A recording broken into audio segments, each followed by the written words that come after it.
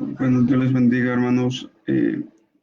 Estamos acá para hablar un poco de la escritura, de la palabra de Dios, lo que Dios quiera decirnos. Y quiero tocar un tema muy importante que es cómo vencer o cómo podemos vencer la carne.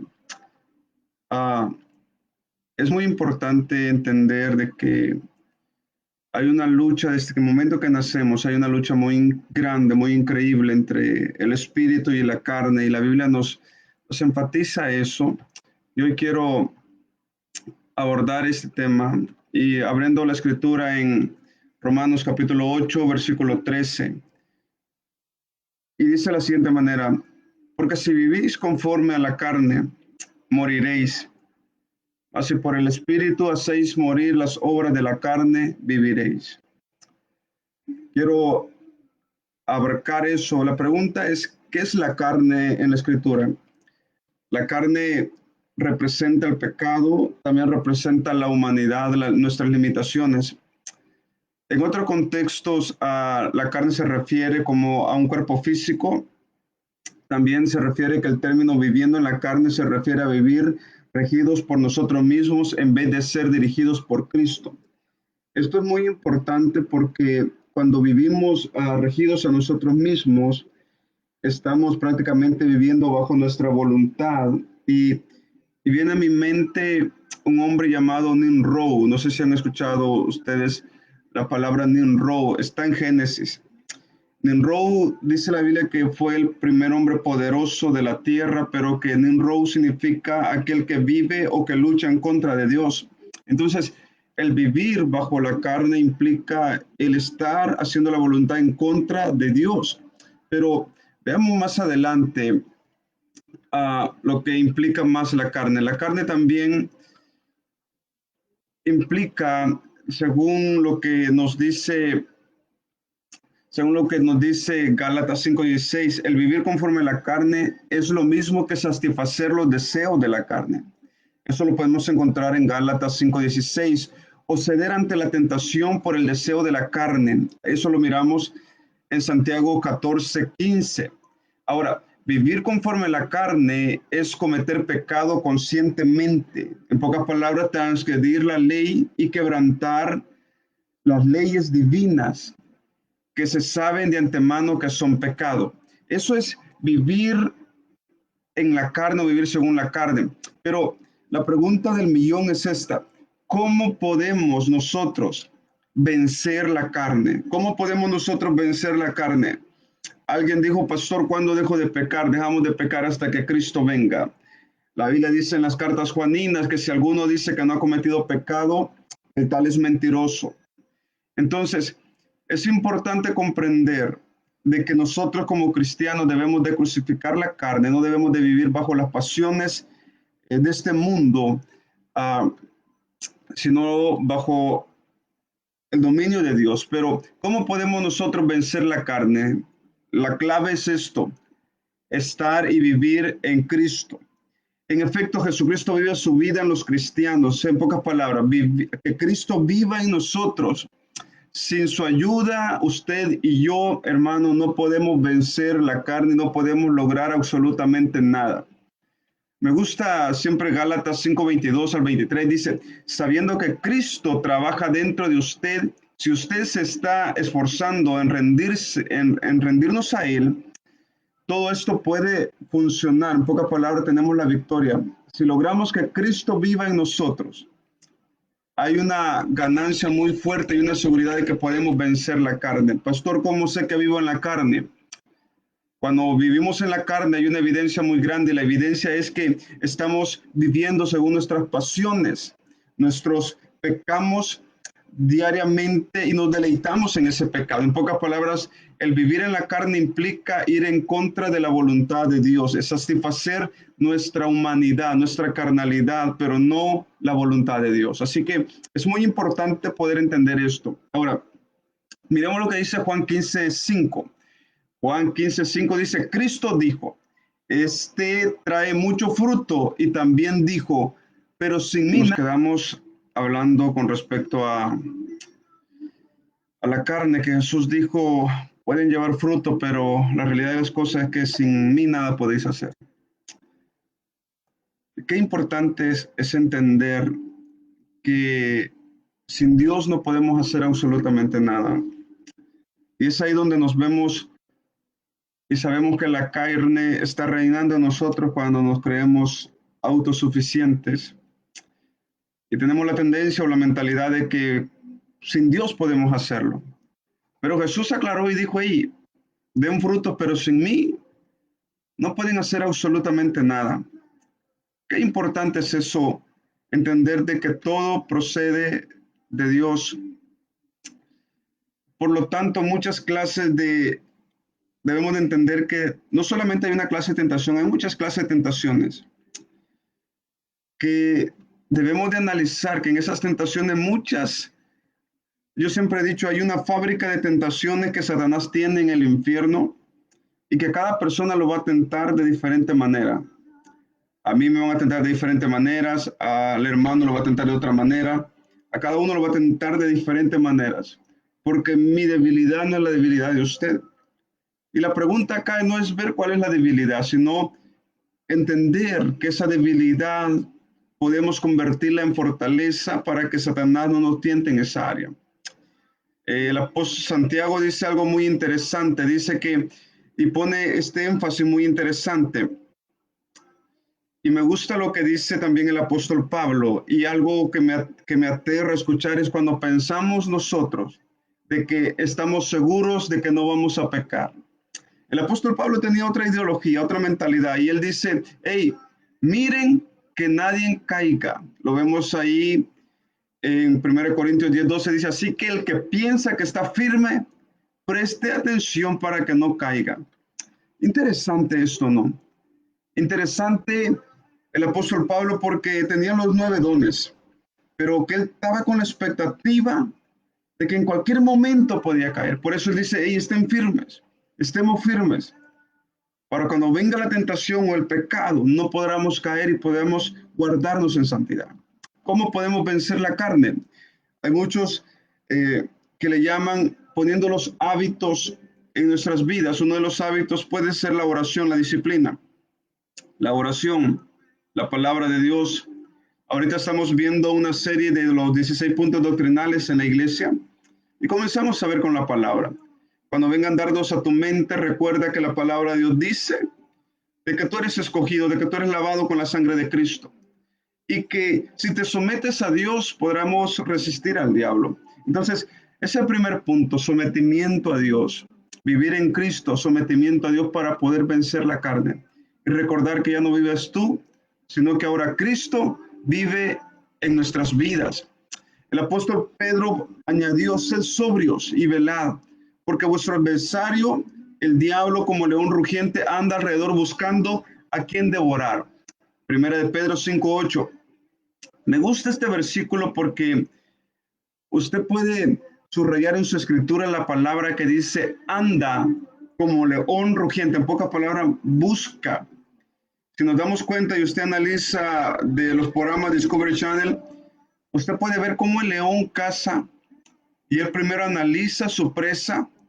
Y cuando analiza su presa, él mira, no va en busca de la presa que está más alentada, la que está más sana, sino va en aquella enferma que apenas puede correr, porque sabe que es una presa fácil. Sabe que esa presa está lista solamente para cazarlo y devorarlo. De la misma manera, Satanás hace con el cristiano. Aquel que está débil, Satanás lo ataca más con tentaciones, aquel que no ora, aquel que no escudriña la palabra de Dios, aquel que no vigila. Las tentaciones van a ser tan fáciles porque lo que está reinando en él no es el espíritu, es la carne que lo está doblegando y es sensible a una seducción de pecado. Entonces, en pocas palabras, somos presa fácil, como lo pone el apóstol Pedro. Somos presa fácil cuando no practicamos la oración, cuando no practicamos la lectura de las Sagradas Escrituras, cuando no hay devoción espiritual en nosotros, somos presa fácil.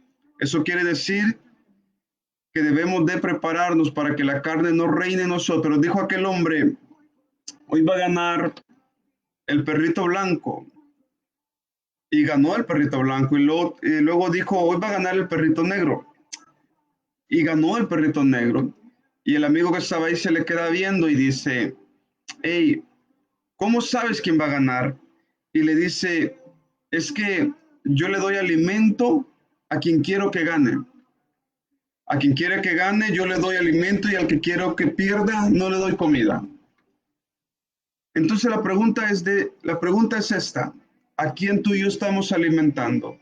¿Estaremos alimentando a la carne, quien nos está doblegando, quien cada vez que queremos orar, la carne dice no, y hay un cansancio porque lo que la carne quiere es deleite del mundo, pero no espíritu? Entonces, ¿a quién estamos alimentando nosotros? ¿A la carne o al espíritu? Esa pregunta debemos de responderla muy fuerte. Santiago 4:7 dice, someteos pues a Dios, resistir al diablo y huirá de vosotros. En pocas palabras, antes de que el diablo huya de nosotros, hay algo que le antecede y es el sometimiento a Dios. Lo que dice Lucas 11, que venga a nosotros tu reino y hágase tu voluntad. Ese sometimiento, que la voluntad de Dios se haga una práctica en mi vida, o sea, que ya no reine mi voluntad, sino la voluntad de Dios. ¿Y cuál es la voluntad de Dios? ¿Cuál es el deseo de Dios en nuestras vidas? Uno, que seamos obedientes. Dos, que vivamos su palabra. Esa es la voluntad de Dios, sometimiento a Dios, sujeción a Dios, y a través de ello el diablo va a huir. De otra forma, qué fácil, muchas veces decimos, hermanos, el diablo irá de nosotros, pero dejamos a un lado el sometimiento a Dios. Pedro continúa, a cual resistir firmes en la fe, sabiendo que los mismos padecimientos se van cumpliendo en vuestros hermanos en todo el mundo. Ahí lo vemos en 1 Pedro 5:9. Pocas palabras, cada cristiano, cada persona enfrenta tentaciones y debemos de matar la carne, debemos de vencer esa lucha. Romanos capítulo 8 nos pone el énfasis entre la carne y el espíritu. Y volvemos una vez más, ¿a quién estamos nosotros alimentando? ¿La carne o al espíritu?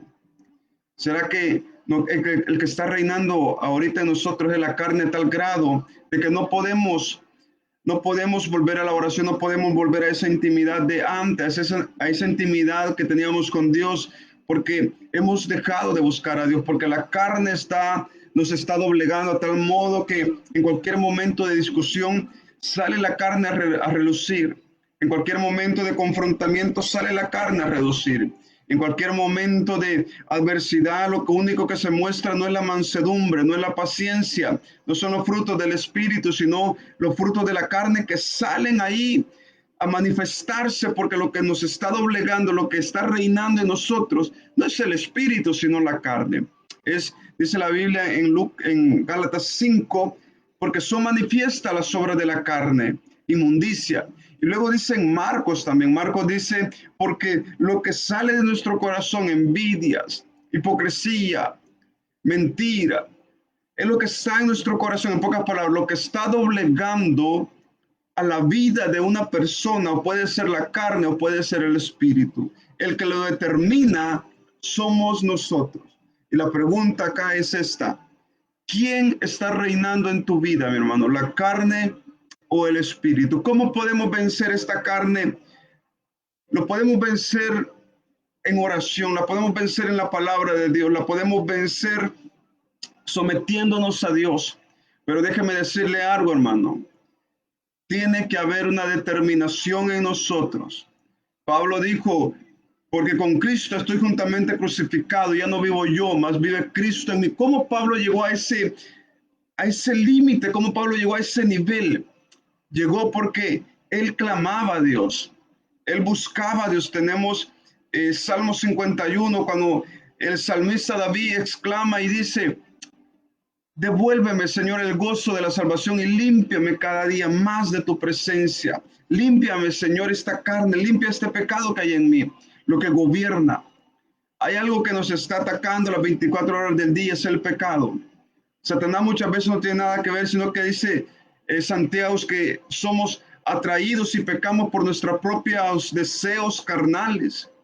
Eso es lo que nos atrae y se manifiesta el pecado. Primero comienza con un deseo y luego se produce el pecado. En pocas palabras, hermano, ¿cómo podemos vencer eso? A través de el sometimiento, a través de la búsqueda, a través de la relación íntima con Dios. Hemos hablado de que el conocer a Dios implica intimidad, implica experiencia, implica sometimiento. Cuando la carne reina en nosotros, es porque hemos dejado de buscar a Dios, es porque hemos dejado de estudiar su palabra y es porque nos hemos apartado de su presencia. Es el momento de volver a que el Espíritu reine en nosotros. Es momento de volver humillados ante su presencia y reconocer de que la carne nos está doblegando, pero reconocer que sin el Espíritu, sin Dios, no podemos doblegar esta carne que solamente pide deleite, que solamente pide pecado, que solamente pide ir en contra de la voluntad de Dios y lo que menos pide es estar sometida a Cristo.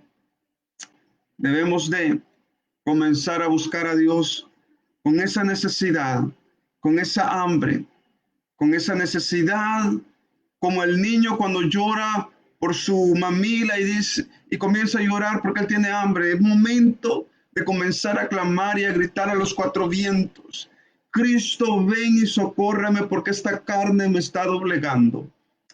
Es necesario volver a la santidad, es necesario volver a doblegar esta carne y que sea Cristo quien reine en nuestras vidas.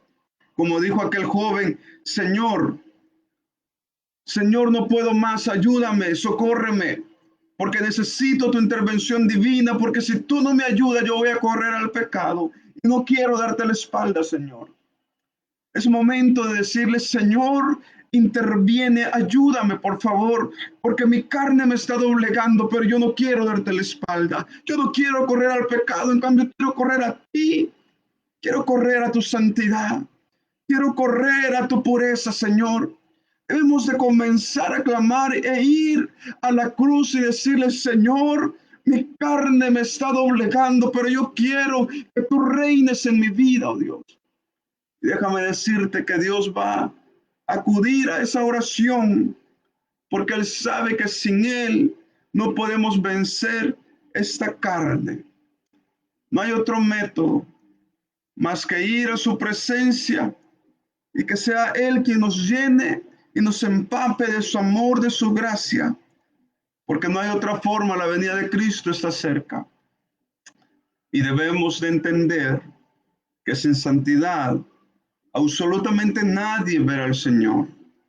Hermanos, es una serie que estoy trayendo. Hoy he comenzado con la serie Los tres enemigos que hay que derribar.